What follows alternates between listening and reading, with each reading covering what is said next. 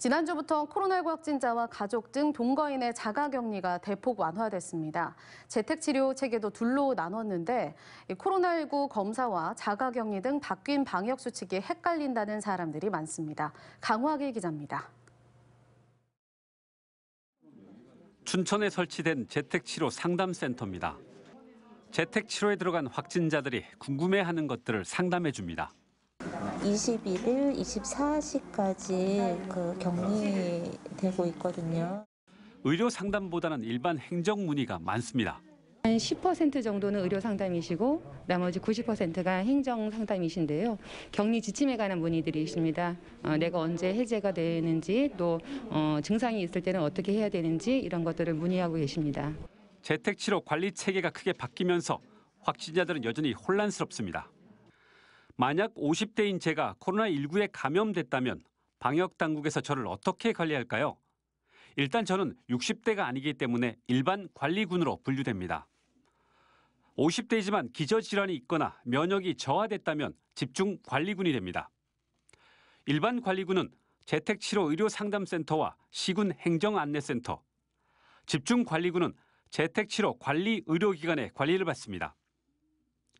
집중 관리군은 이전처럼 재택치료 키트를 제공받고 관리 의료기관에서 하루 2차례 전화로 건강 상태를 체크합니다.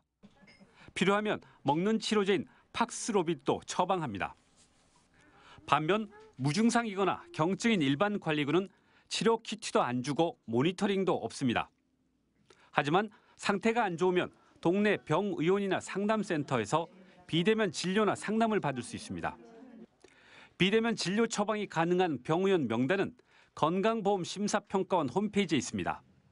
아주 위급한 상황이라면 119로 전화해도 됩니다. 격리 중인 재택치료자의 생필품이나 의약품은 동거가족이 있다면 가족이 사면 되고 동거가족이 없다면 생필품은 온라인으로, 의약품은 보건소에서 배송해 줍니다. 그런데 바뀐 자가격리 기준도 많이 헷갈립니다. 확진자는 무조건 7일간 격리해야 합니다. 또 자가격리를 해야 하는 사람은 장기 요양기관과 장애인 시설 등 감염 취약시설 내 밀접 접촉자와 확진자의 동거인 중 백신을 맞지 않은 사람입니다. 반면 한 집에 사는 가족이 감염되더라도 백신을 맞았다면 격리하지 않습니다. 또한 백신 접종 여부와 관계없이 확진자와 식사나 커피를 같이 했거나 한 사무실에서 일하는 직장 동료라고 해서 격리되지 않습니다.